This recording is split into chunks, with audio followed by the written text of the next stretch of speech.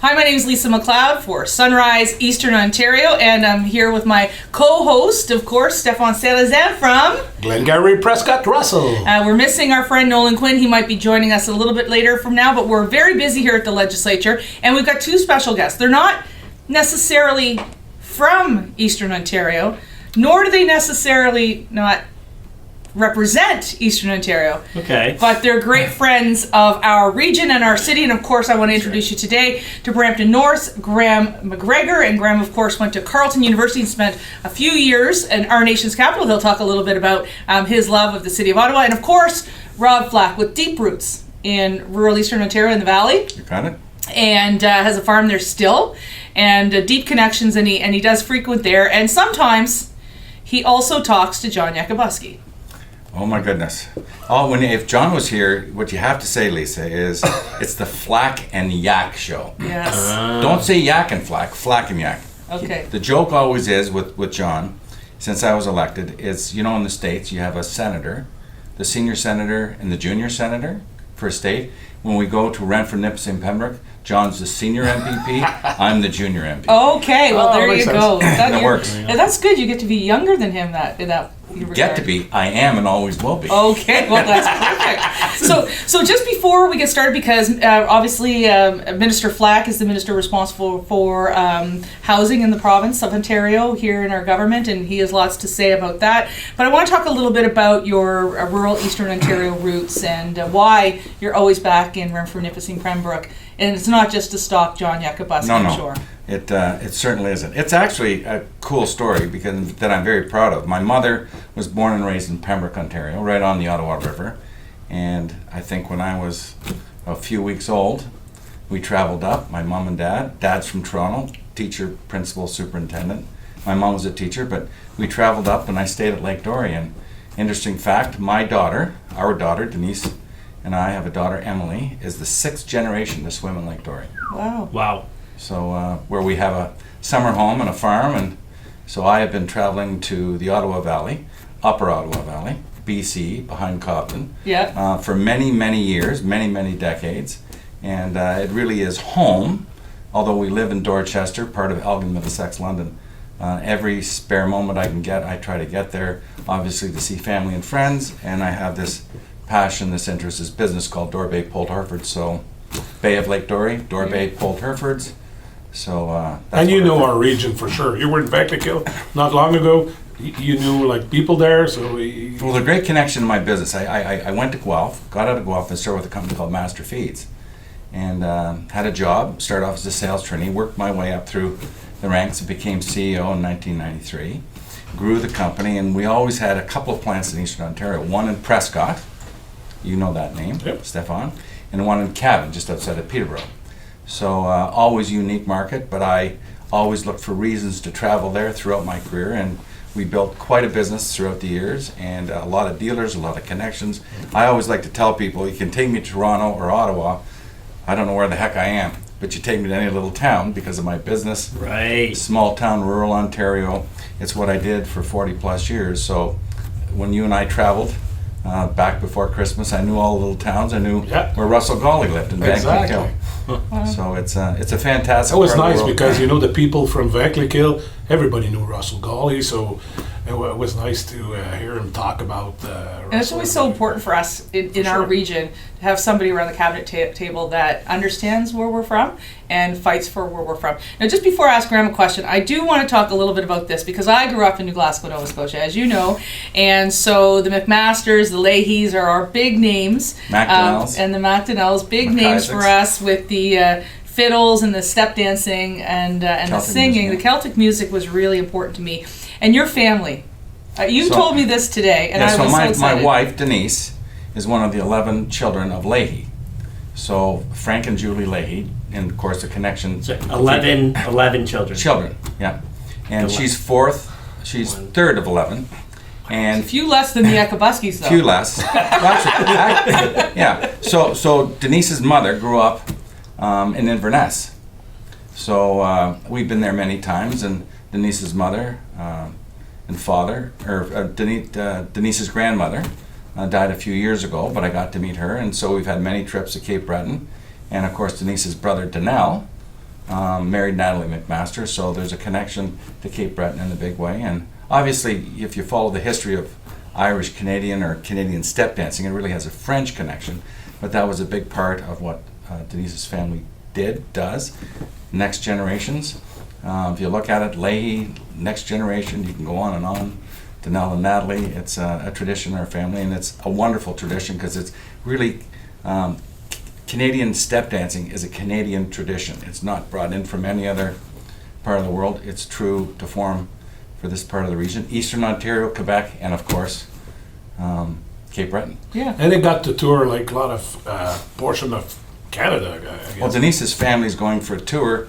I won't see her for most of March. Emily, our daughter, is a big-time performer as well. Leahy Music Camp, I'll give a little shout-out to that in July, early July. So that's a tradition every year. People come to listen and learn and be part of the music tradition that we're keeping alive here. And maybe we'll get them down at the Glengarry Games. I want to see Stéphane and I step dancing together. I just want to see Stéphane in a kilt. No, How do we make this happen?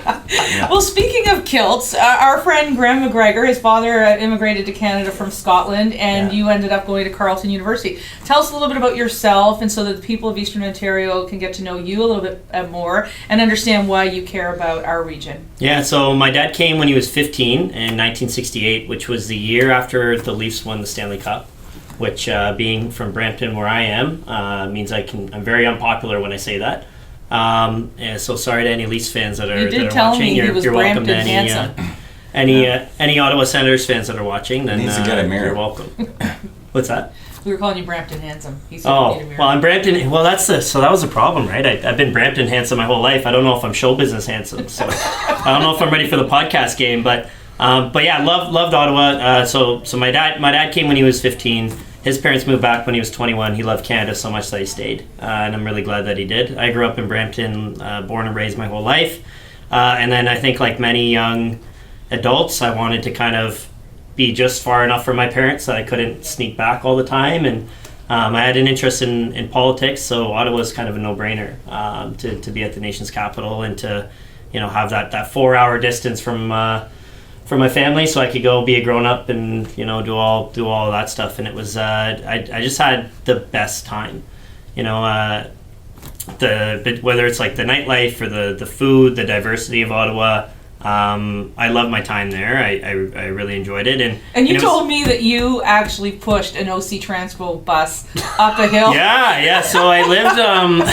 Must have been that big of a bus. So my second year university, I lived near Billings Bridge, and so I don't know if you know Billings Bridge, but it's like a mall in kind of midtown Ottawa, and when you get on the bus, there's a bus stop underneath an overpass, which seemed like a good idea if you're in the summer all the time, but Ottawa has very harsh winters, as everyone knows. So it was a regular occurrence that we'd get on the bus at Billings Bridge.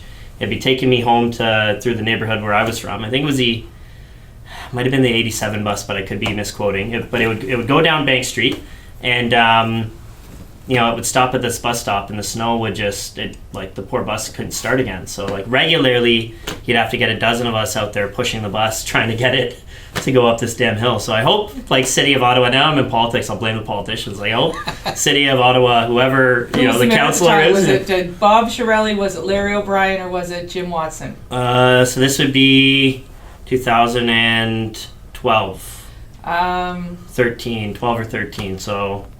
Yeah, I'm thinking it was Watson. I'm going to have to talk to him about this. Yeah.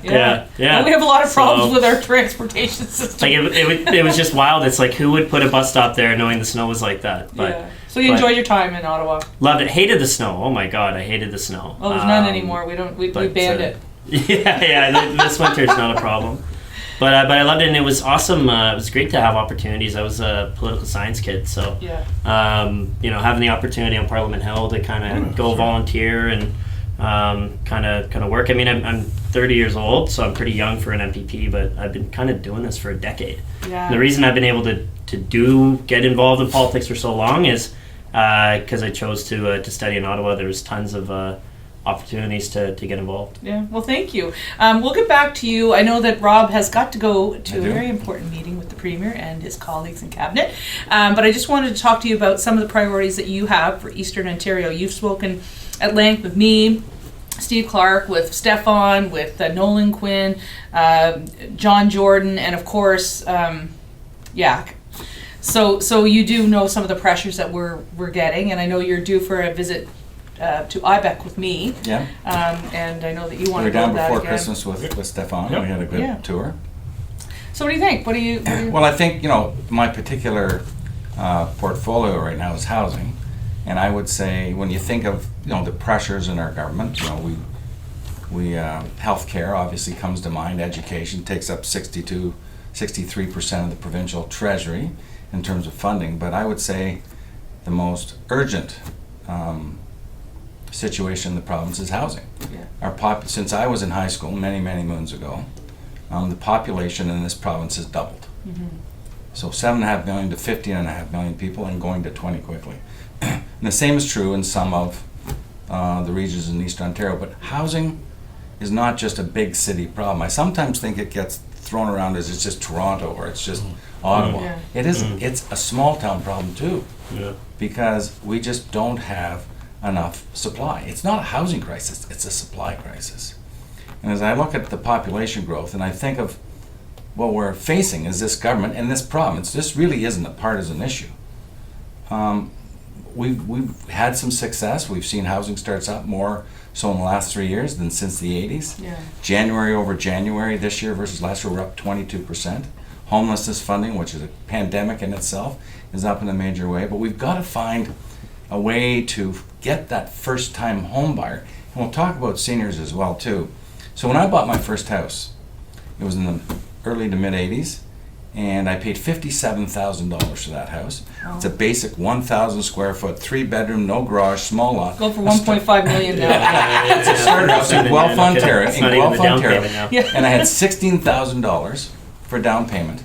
The interest rates at the time, and I know the 30-year-olds think 5% is high, we're at 19%. Wow. So I took out an open mortgage because I wanted to pay that sucker off as fast as I could. But I was making $28,000 a year plus a company car. Oof. So, and I could make the cash flow work. But the bottom line is today, if you take the same value of that house in Guelph or wherever, you take the same income level, take it to 2024 values, add in a company car, had $16,000 for down payment, make it to today's dollars, the math doesn't work. No. No. And that's where we have a problem. So people that make too much money that can't qualify for affordable housing versus they don't make enough money for market-based rent or to buy a market home. So we got to find that mushy middle, that middle class wartime effort to find homes priced right that they can get in, create equity to move on through the housing continuum. Yeah. So that to me is the biggest challenge I have, and the task that the Premier has given me to try and help facilitate or help lead through. You got my vote. And I think, the residential growth is causing a lot of pressure on municipalities because, they don't have the right infrastructure in place and they don't have the money because they grow so fast. I know as an ex-mayor, it was a problem, So We Stéphane, if couldn't I keep can up just with compliment what you're saying there. And when we were at Roma, Yeah. I know you guys were at Roma, I think I had 23 delegations in a day and a bit. Yeah.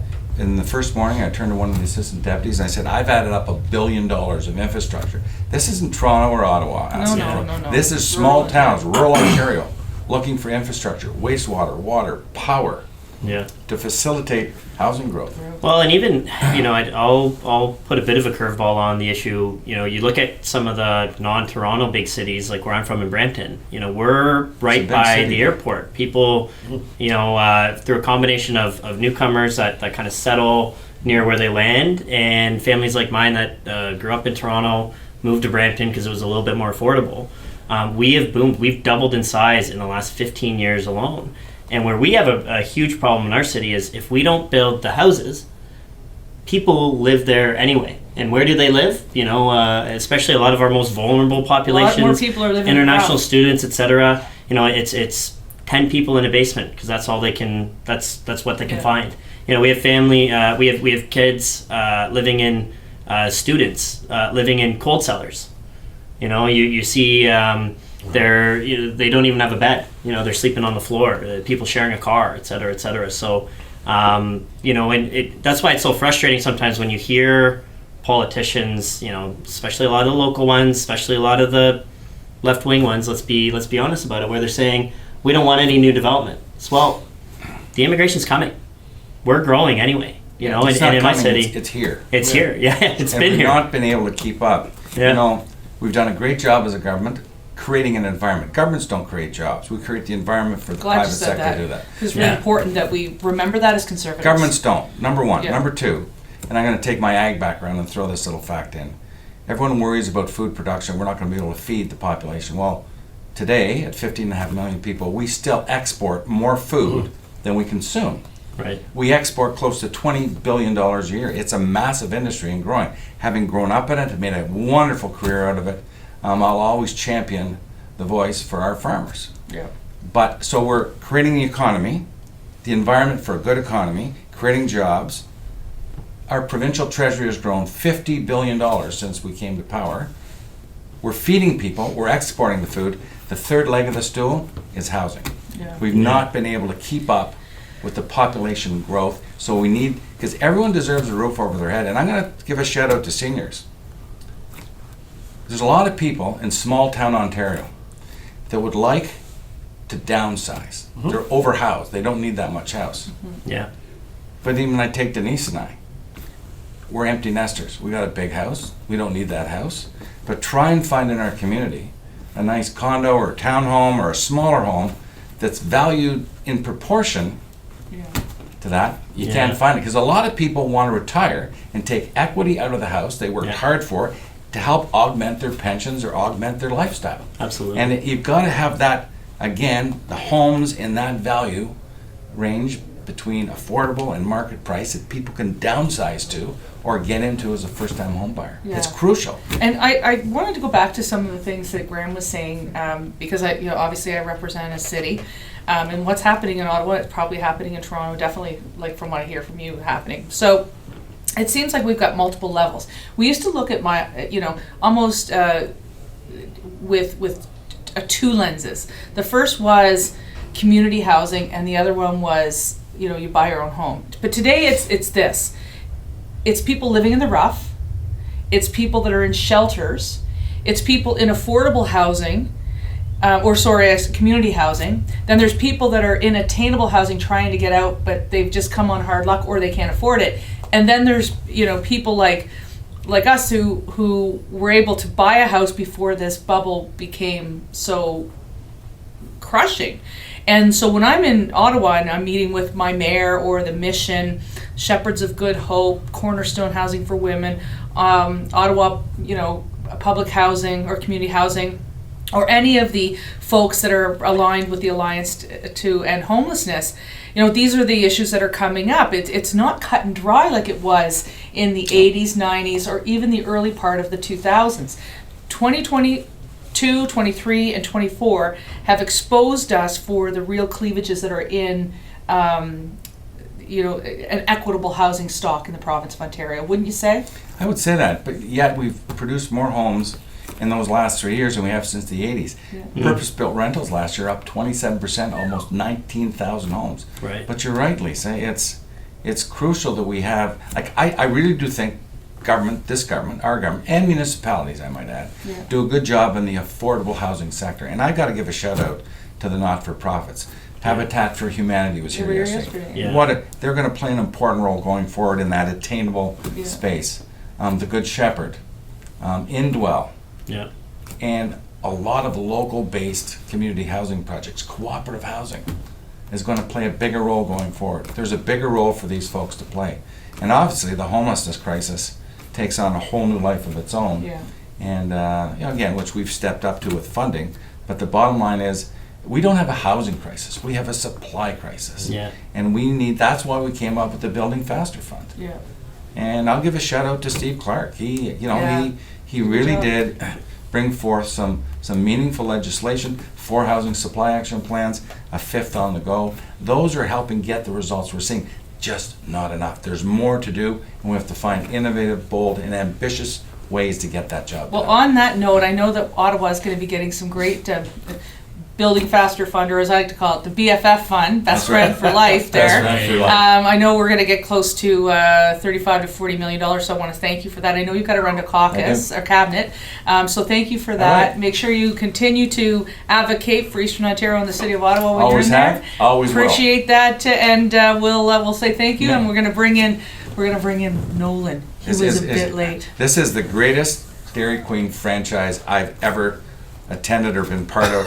We flew to Taiwan together last year, you and he and I Nolan got did. these small little bunks. We were in the plane. It was tough, but I mean, he's a great friend. He's a great MPP, and he's doing a great job. And he has another great voice for Eastern Ontario. I like him. Thank He's in training to be a Santa Claus with that beard that he's. I'm not so sure. I think there's someone else here who could be Santa before Nolan Quinn. Well, thanks All right. very much. Thank you. Yeah. Good to see you. See you, All Rob. the best. We're back. Our friend Rob Flack, the Minister of Housing, has gone off to cabinet, but our old friend and our co-host, Nolan Quinn, is back. Nolan, it's great to see you.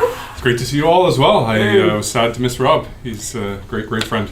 I know, but you were busy. What were you just doing? Model Parliament's in town, and I was double booked. I'm sure you all know the double booking that goes on sometimes, so I was not aware that I was having lunch with a member of the Model Parliament from my riding. Oh, see, that's way more important because I thought so. as much as we want to be Sunrise Eastern Ontario and tell you what's going on here, whenever we get, which is rare, constituents up from our end of the province, it's important to take them out and to have conversations with them. And it definitely is, especially the youth. I try to get into as many schools as I can, regardless of their partisanship. I believe the youth need to get involved, and that's just something that I've seen a big disconnect with the youth at my restaurant.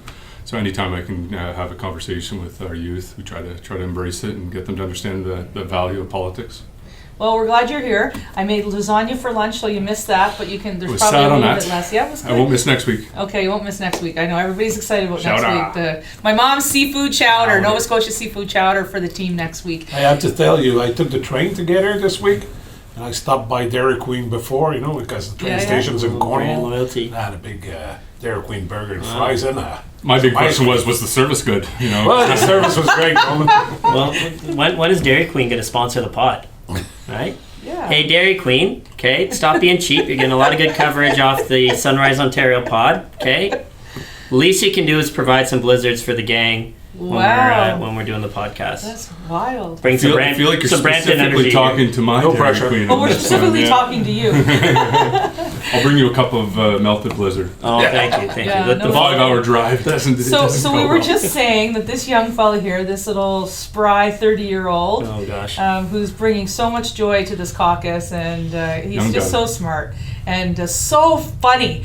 But he lived in Ottawa for about 4 years. He did. He thought he was. He thought. I don't know if he thought he was Mr. T or Hulk Hogan or whomever. But he lifted up an OC Transpo bus all the way up a hill. Not like like I'm not the Hulk or anything. Not like so we like on What's that green guy? Oh yeah, he is the Hulk. The Hulk, The the Hulk, but Incredible not Hulk Hulk. Hogan. Yeah. Okay. No, I just turned into that when the NDP are heckling us in the house. Oh, okay. that's, Gotta talk about his presence in the house, though. We're like, Well, yeah. Well, why don't you talk about pretty it? He sits amazing. by I mean, you.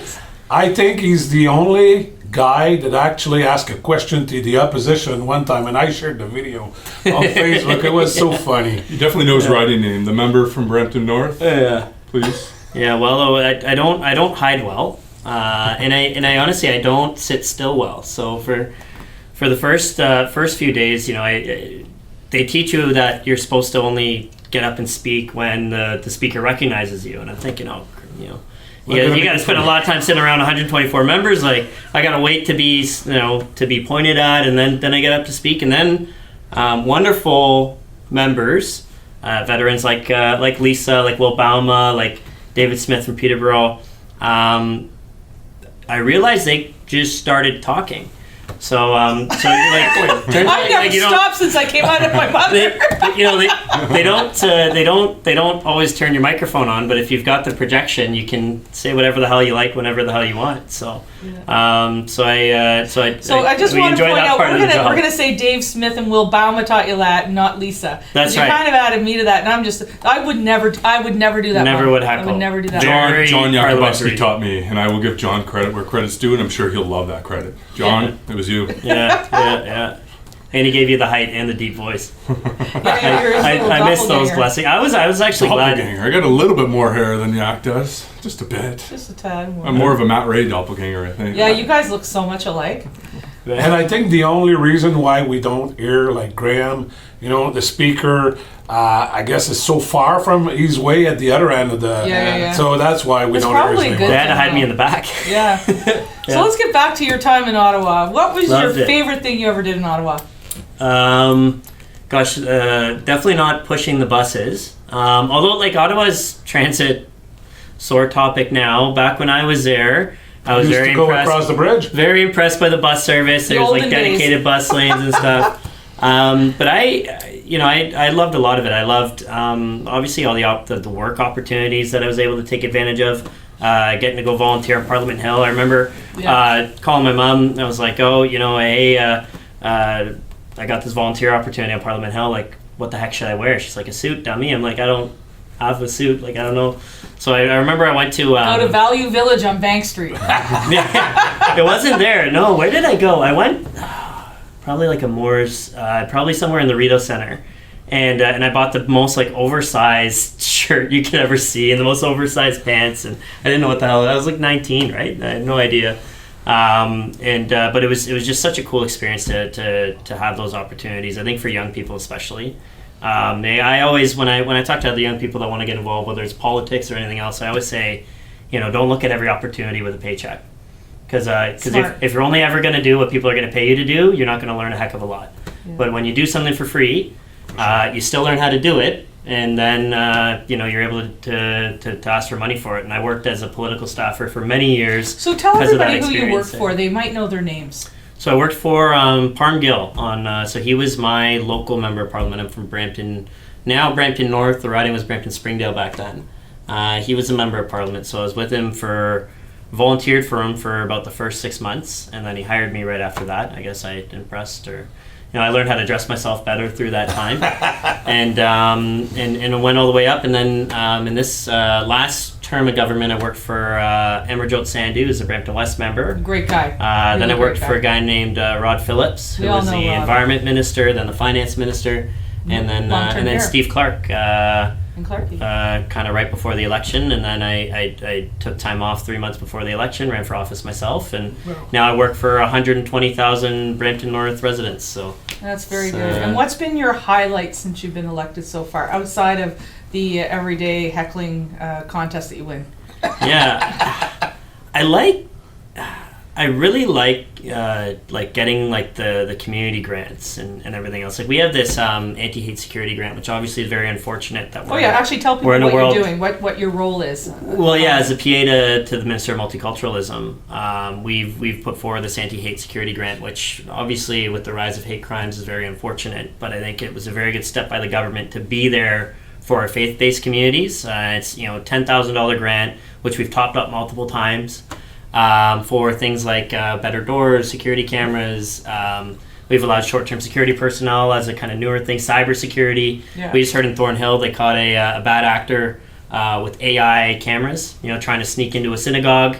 The AI and the camera. And Laura Smith, our colleague, credits that investment to the grant to the grant to saving her and Melissa Lansman from danger. Well, that's right. And so, and we, in my riding in Brampton North, we have you name a faith community, we have it. Yeah. We're very, very diverse, very, lots of different places of worship. And, I'm very happy we've been able to deliver over $150,000 in grants for places of worship in my riding. And I know that's, so. Sense of safety. How do people get that grant, though? So, can you let the totally, but I do just want to say to answer the question about the best part of my job is probably making those phone calls. Oh yeah. Hey, we got it. Or whether it's the seniors grants. Hey, I'm a fiscal conservative in Ontario, but I learned when it comes to my riding, I am a spend happy liberal. Like let's bring every dollar we can into Brampton North, and I love doing it. I love bringing money to my riding.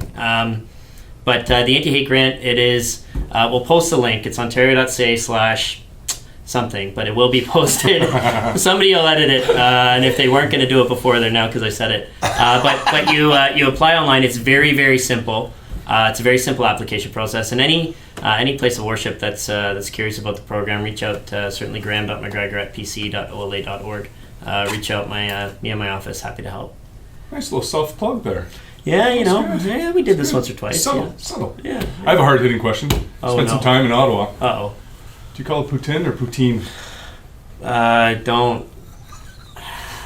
Really? I'm sitting beside Stéphane. We got to say. Where's the spotlight? Yeah. So I call it poutine.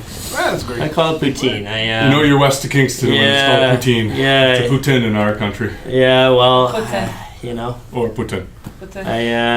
Another hard-hitting one. To be fair, a lot of the times when you're eating poutine, you're coming back from the byword or something. That's what I was going to say, the byword market, the shawarma. I can't say I always said it. I can't say I always said it like poutine, as properly as I'm saying it now. I don't know if that's proper, but okay. The shawarma. Sorry, poutine. We're a special breed. We are. But that's something that I don't know if Ottawa gets enough credit for, is like how many shawarma restaurants and how authentic and how good. But I go back to what's your favorite, shawarma or donair? Oh, shawarma. Really? Yeah. I'm a shawarma person. Yeah, I'm a shawarma guy. It's not even close. Yeah. Okay, I'll tell you. Like donairs are good. For me, I'm from the Maritimes, so the Maritime donair to me is the thing. But I love shawarma too. Like they're almost tied for me. Okay. Very political answer, Lisa. But the donair has to have sweet sauce, like in the Maritimes. Okay. What about you there, Stéphane? You know me, like anything. But you know what? How do you say poutine? Poutine. Poutine. Oh, poutine. Well, you know what? Poutine. It's But it's not poutine. poutine. But It's not poutine. C'est de la poutine. see, he said poutine like that. I like that. I like Usually you swear right after. And who makes the best French cheese swearing. curds? Yeah. Cheese curds, well, of course, Saint Albert. Albert. There we go. Yeah. The squeaky We've cheese. got a shout out to Saint Albert. There you And we go. were there with Minister Flack not very long ago. Oh, no So kidding. maybe St. Albert can sponsor this instead of Dairy Queen. Oh, there we go. Oh, Cut you know the what? check. Maybe some each curds. episode. How do you say cut the check in French? En français. As long as you don't say It's cut not the really, cheese. just comme crash le cash. Crash la cash. So we don't have much time left. So just Graham, before we go, I don't know if Stéphane had another question for you. And then I wanted to ask my two colleagues from Eastern Ontario what they did last weekend. Do you have a question? Well, I don't really have another question for you. You sit not very far from me in the house, so we have time to, get to know each other. And what I did this weekend, I have to admit, I had a pretty quiet weekend.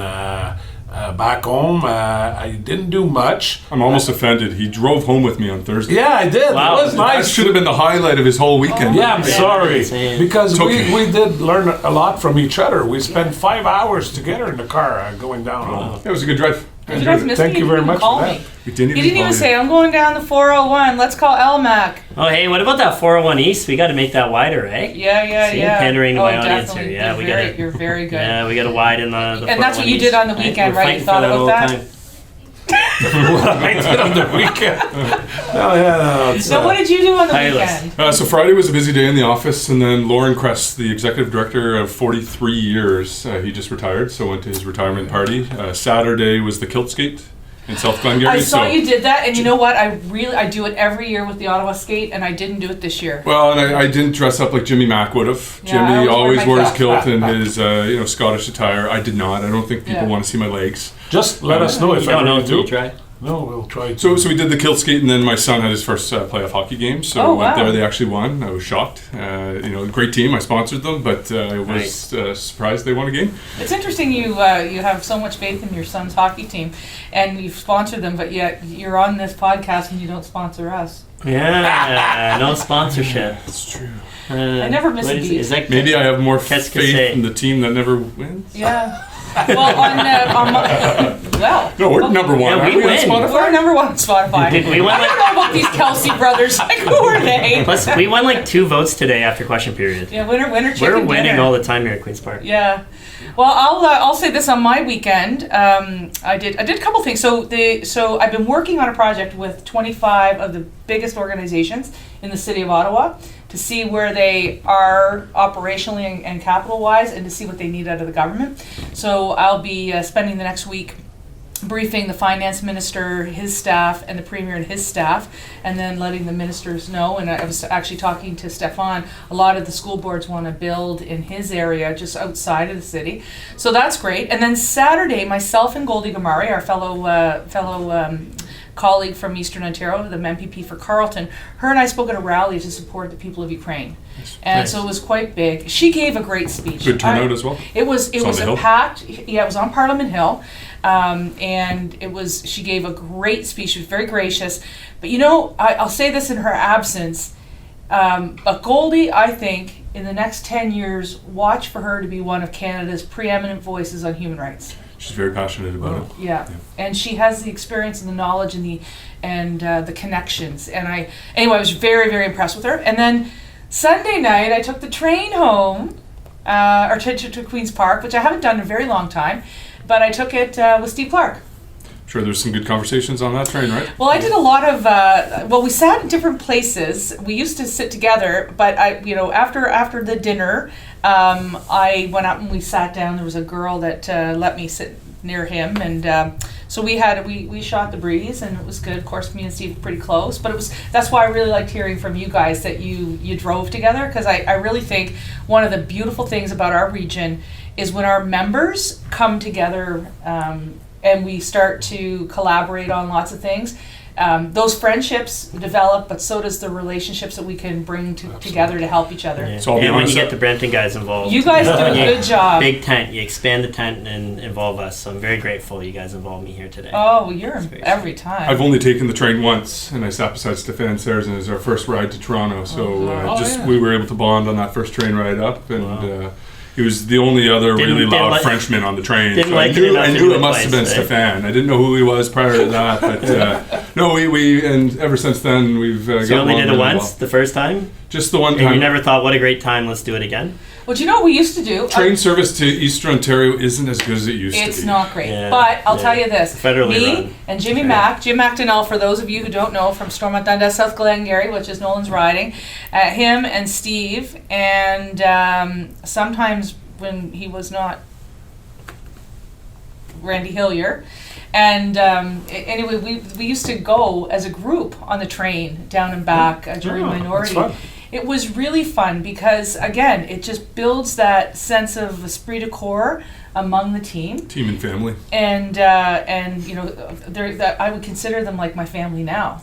Some of them. And I think, so it's great. I'm glad that you guys did that. I used to do that when the mayors of Glengarry, Prescott, Russell, when we were coming to Roma or good roads, so we all rode in the train, and it was fun. But it's when you get a lot of good conversations done as well. There's a lot of productivity that happens, right? When we're not focused on other things, because quite often we're busy at different events, and we can't have those free-flowing conversations. So. Yeah, and when you're on the train, like you can have your laptop there, you can be talking, send emails. It's really, really good. All right, last comments, guys. Well, I'm just going to say that, it was great to spend some time with Nolan. Like, we spent 5 hours together.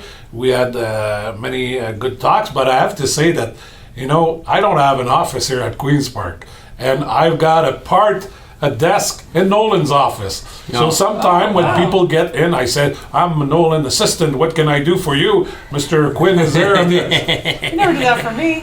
No. We kept the party going because we were in your office before, and now Stéphane's with myself. So it's Team Eastern Ontario up on the 4th floor. Oh, very good. Now, what do you have to say? So it's Model Parliament this week at Queen's Park, and I'm just glad none of you guys asked me what riding I was representing. So thanks for not making that joke. And then also I love Ottawa, I love Eastern Ontario, and I'm excited for the next time I get to get down up there and go back. Good. The challenge with making that joke about possibly on Model Parliament shows how old we are. Right. We'd rather not go there. No, it's just me. I don't know. My beard shows a little bit more white than escaped by that line. What's your last word? That's where Ontario began. That's deep. That's our slogan. Anytime I can put that out there. Good slogan. Well, you came up with it. A Yes. lot of people don't know because we were all talking one day in the house and we were talking about this podcast and we were like, well, what do we call it? Because we have the sunrise comes into Eastern Ontario. From the east, and he said, well, what do you call Sunrise Eastern Ontario? And so here we are, ladies and gentlemen, we are concluding this episode of Sunrise Eastern Ontario, where the day and Ontario starts. with my co-hosts, Nolan Quinn, Stéphane Sarrazin, and our great friend Graham McGregor. Graham, thanks for being with us. You did a great job. We hope to have you back. Thanks. Thank you.